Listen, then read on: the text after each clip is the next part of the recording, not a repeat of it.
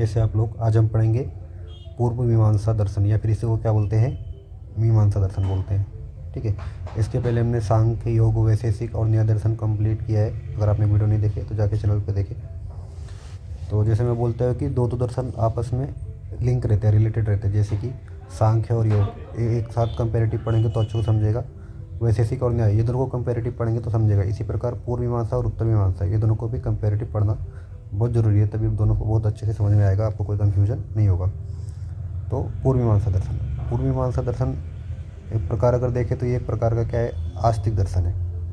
ठीक है, और इसका पर्याय देखें तो इसको धर्म मीमांसा बोलते हैं, क्योंकि इसमें धर्म के बारे में बताया गया है कि हमको क्या करना चाहिए संसार में। हमारा धर्म वो वाला धर्म नहीं, ब्राह्मण क्षत्रिय जात वो वाला धर्म नहीं है, हमारे कर्तव्य वाला धर्म जो है उसके बारे में। ठीक है, इसको जैमिनीय दर्शन भी बोलते हैं, क्योंकि ये महर्षि जैमिनी ने दिया था इसको धर्म मीमांसा भी बोलते हैं। ठीक है, 2 बार हो गया, सॉरी।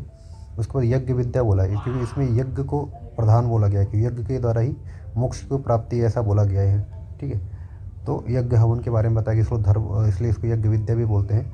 द्वादश लक्षणी भी बोलते हैं, क्योंकि इसके जो ग्रंथ है उस ग्रंथ में कुल 16 अध्याय है। 16 में से जो 12 अध्याय है, 12 अध्याय में इसका वर्णन किया गया है, लेकिन जो कुछ जो शेष रह गए हैं तो 4 चैप्टर को अगले पार्ट में लिखा गया है। तो जो 12 अध्याय होने के कारण 16 में से जो मेन 12 अध्याय उसके इस कारण से क्या बोला गया, द्वादश लक्षणी। ठीक है, और इसको वाक्य शास्त्र भी बोलते हैं। क्यों? क्योंकि ये वाक्य जो हमारे आप्त हैं उनके उपदेशों पे ये आधार है इसका, तो इसलिए इसको वाक्य शास्त्र भी बोलते हैं। इसके प्रवर्तक आचार्य यानी कर्ता की अगर बात करें तो इसको बोलते हैं महर्षि जैमिनी ने इसके कर्ता है या फिर प्रवर्तक आचार्य है। बात करें अगर इसके परिचय की पूर्व मीमांसा के, तो मीमांसा का अर्थ है किसी वस्तु के स्वरूप का यथार्थ ज्ञान या जिज्ञासा। किसी वस्तु के स्वरूप का यथार्थ ज्ञान या जिज्ञासा, यही क्या है, मीमांसा का अर्थ है। अब वह जो ज्ञान होगा हमको कहाँ से प्राप्त होगा, तो वह जो ज्ञान है हमको वेदों से प्राप्त होता है। ठीक है, अब वेद के कितने भाग होते हैं, तो वेद के 2 भाग होते हैं, एक होता है कर्मकांड और एक होता है ज्ञान कांड। यहाँ पे देख सकते हैं एक कर्मकांड होता है और एक होता है हमारा ज्ञान कांड। ठीक है, तो जो कर्मकांड पर आधारित है कर्म मीमांसा यानी कि पूर्व मीमांसा, यानी कि जो कर्मकांड पर कौन सा आधारित है, तो हमारा पूर्व मीमांसा। और जो ज्ञान कांड पर आधारित यानी ज्ञान मीमांसा। ठीक है, उसी को क्या बोलते हैं हम, उत्तर मीमांसा या फिर वेदांत दर्शन भी बोलते हैं। तो ज्ञान कांड पर ज्ञान मीमांसा, उसी को उत्तर मीमांसा या फिर वेदांत दर्शन भी बोलते हैं। ठीक है, अब जो हमारा पूर्व मीमांसा दर्शन है यह भारत के 6 आस्तिक दर्शन में से एक है, जिसे किसने दिया है, महर्षि जैमिनी ने स्थापित किया था। यह वेदों के कर्मकांड भाग यानी कि संहिता और ब्राह्मण की व्याख्या पर जोर देता है। मतलब मेनली किस पे आधारित है, तो ये कर्मकांड यानी कि मतलब कि जो कर्म है हमारे, जैसे यज्ञ करना, हवन करना, पूजा पाठ, इन सब पे मेनली आधारित है। ठीक है, और उसके द्वारा ही मोक्ष की प्राप्ति का साधन बताया है। ठीक है, और ये वेदों को शाश्वत मानकर उन पर आधारित धर्म और अनुष्ठानों को सर्वोपरि मानता है। मतलब कि जो वेद है ये उसको प्रमाण मानता है, उसको ही शाश्वत मानकर उसमें जो लिखे हुए हैं उस पर जो धर्म है उसको और उसके अनुष्ठानों को सर्वोपरि मानता है, और जिसका उद्देश्य यज्ञ आदि के द्वारा यानी यज्ञ हवन के द्वारा सुख व स्वर्ग प्राप्त करना है। ठीक है, इस दर्शन को पूर्व मीमांसा भी कहते हैं, क्योंकि मनुष्य के कर्तव्यों की व्यवहारिक रूप से व्याख्या करना इस दर्शन का क्या है, मुख्य उद्देश्य है। तो यह व्यवहारिक रूप से व्याख्या करना है, मनुष्य के जो कर्तव्य है उसको हमारे व्यवहार में क्या करना चाहिए, हमारे कर्तव्य क्या होने चाहिए, उसकी व्याख्या करता है। इसलिए इसको क्या बोलते हैं कि पूर्व मीमांसा बोलते हैं। तो हमें कोई चीज़ ज्ञान करने से पहले हमें कर्म का ज्ञान आवश्यक है, तो वो कर्म का ज्ञान, इसलिए इसको पूर्व भी बोलते हैं। और ज्ञान मीमांसा को क्या बोलते हैं, हमारा उत्तर मीमांसा बोलते हैं, इसे वेदांत दर्शन। अब दोनों में डिफरेंस देख लेंगे मैं यहीं पे। ठीक है, कि वेद हमारे 2 टाइप के होते हैं, कर्मकांड और ज्ञान कांड। तो कर्मकांड पे पूर्व मीमांसा और ज्ञान कांड पे क्या है, हमारा उत्तर मीमांसा या फिर वेदांत दर्शन। अब कर्म मीमांसा क्या है, तो अगर देखेंगे तो कर्मकांड का अर्थ है धार्मिक अनुष्ठान मतलब यज्ञ हवन वगैरह बलि, और वेदों से जो संबंधित कर्मकांडीय क्रियाएं हैं जो जीवन को सफल या समृद्ध या पूर्ण बनाने के लिए की जाती है। इसमें क्या हो जाता है, यज्ञ आता है हमारा, पूजा आता है, संस्कार जैसे विवाह, अंतिम संस्कार, ये संस्कार में आता है, और अन्य जो वैदिक विधियाँ शामिल है जिसका उद्देश्य भौतिक यानी कि जो फिजिकल और आध्यात्मिक यानी मेंटल इच्छाओं की क्या करना है, पूर्ति करना है। यह वैदिक साहित्य का एक महत्वपूर्ण हिस्सा है। किसके बारे में बोल रहे हैं, तो कर्मकांड के बारे में, फिर कर्म मीमांसा यानी पूर्व मीमांसा के बारे में। ठीक है, और पूर्व मीमांसा में परमाणु के अलावा उसके बाद देख लेंगे, सॉरी फॉर डिस्टर्बेंस।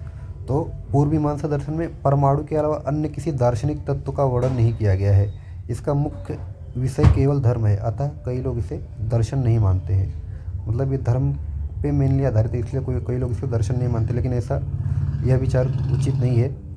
ठीक है, ऐसा मानते हैं कि यह विचार उचित भी नहीं है। अगर हम देखें ज्ञान मीमांसा में क्या बताया गया है, तो जो ज्ञान कांड वेदों का यह अंतिम और दार्शनिक भाग है।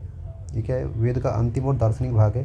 मुख्यतः उपनिषद है जो अनुष्ठानों यानी कर्मकांड से आगे बढ़कर जीव, ब्रह्मा, आत्मा और परमात्मा के गूढ़ ज्ञान यानी कि एकदम खतरनाक वाला ज्ञान तथा आत्म साक्षात्कार पर जोर देता है।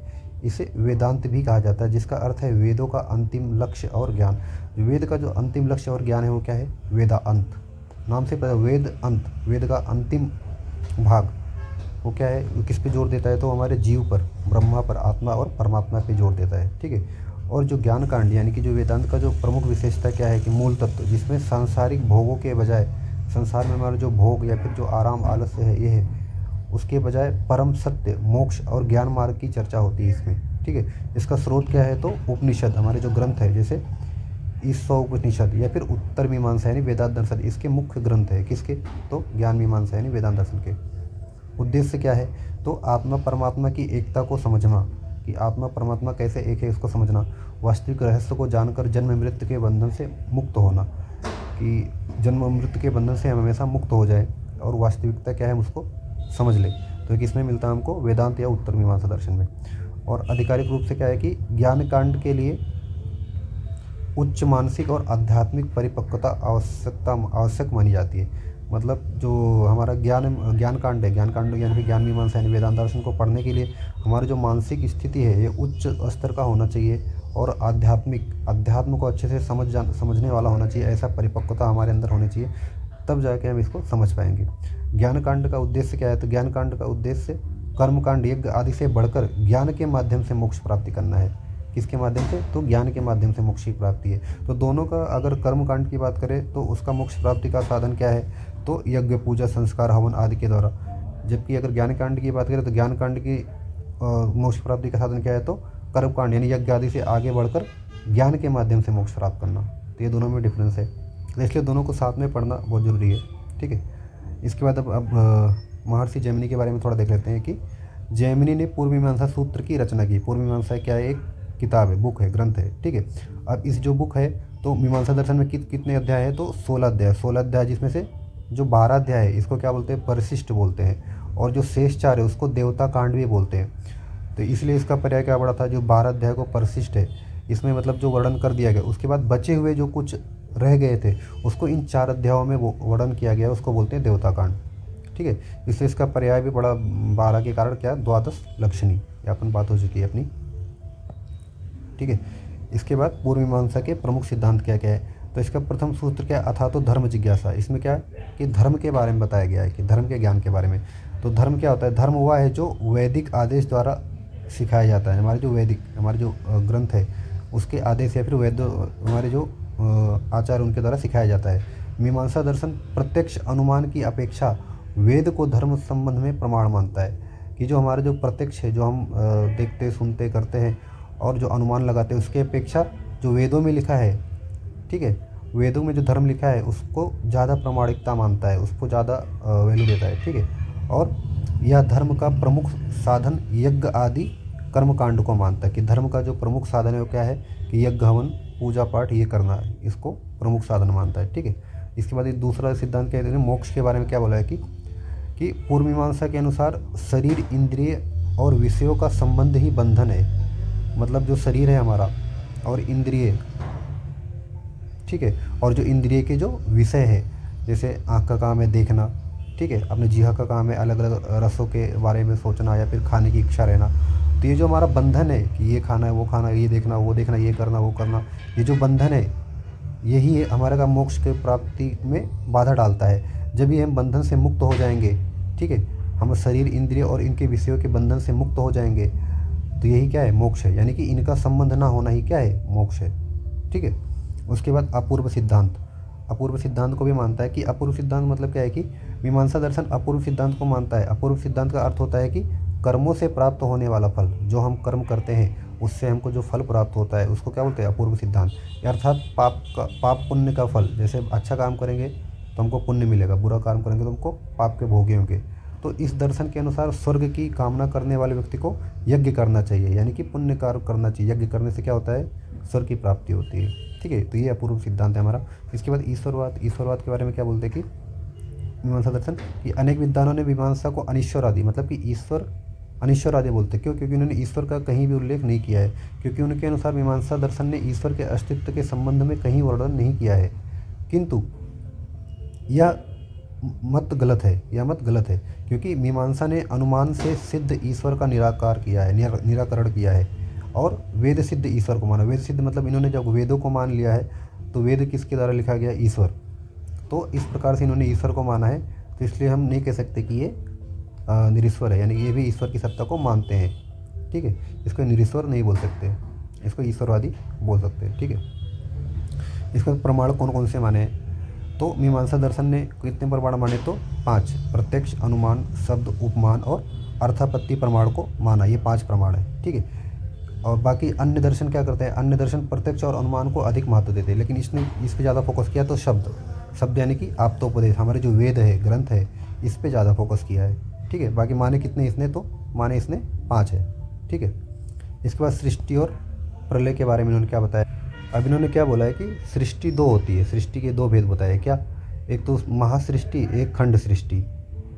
ठीक है, अब महासृष्टि क्या होती है कि इनके अनुसार कि जो एक एक दो परमाणु मिलकर पंचमहाभूत, और पंचमहाभूत से पूरा सृष्टि का निर्माण होता है। इस और अगर इसके विपरीत होगा, जब उसमें संगठन, ये तो हो गया संगठन हो गया, तो सृष्टि का निर्माण हो। जब उसमें विघटन होता है, यानी कि अलग, जब परमाणु अलग होते हैं तो उसके विनाश होता है, तो उससे क्या आता है? खंड होता है, तो उसको खंड सृष्टि बोलते हैं। ठीक है, इसी प्रकार इन्होंने प्रलय के भी 2 प्रकार बताए हैं, खंड प्रलय और खंड सृष्टि, सेम इसके जैसा ही है। ठीक है, इसके बाद हमारा मीमांसा दर्शन और आयुर्वेद। अब मीमांसा दर्शन धर्म, यज्ञ आदि को महत्व देता है, जो हमारा धर्म है, हमारा यज्ञ है, उसको महत्व देता है। इसी प्रकार आयुर्वेद में भी कई व्याधियों की चिकित्सा में यज्ञ आदि कर्म करने को बोला है। जैसे हमारे पाप कर्म के बारे में क्या बोला है कि यज्ञ करो, हवन, राजक्षमा वगैरह में, कुष्ठ वगैरह में। ठीक है, तो इसका उपदेश करने का, यहाँ पे करने का उपदेश दिया है। ठीक है, तो मीमांसा दर्शन, राजक्षमा यानी कि टीबी बोल सकते हो, कुष्ठ मतलब लेप्रोसी वगैरह में। ठीक है, तो मीमांसा दर्शन द्वारा माने गए शब्द आदि प्रमाणों का वर्णन आयुर्वेद में किया है। तो जो इसमें प्रमाण माने मीमांसा दर्शन ने, सेम आयुर्वेद में भी माना है। तो ये सिमिलरिटी है। इसके बाद हम अगला वेदांत दर्शन देखेंगे। तो एक साथ ही आप पढ़ेंगे, दोनों को बहुत अच्छे से समझ में आएगा, दोनों एक दूसरे से लिंक है।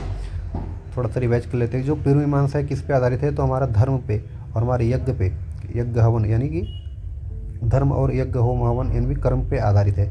जबकि ज्ञान मीमांसा यानी वेदांत दर्शन इस पे आधारित है। तो ये हमारे ब्रह्म किस पे आधारित है? तो हमारे जो ईश्वर है, ब्रह्म है, जीव है, आत्मा है, इन पे ज़्यादा आधारित है। ठीक है, तो दोनों में डिफरेंस है। आशा करता हूँ आपको वीडियो अच्छा लगा होगा, समझ में आएगा। और अच्छा लगा तो वीडियो को लाइक करें, चैनल को सब्सक्राइब करें और बेल आइकन को प्रेस करें। Thank you.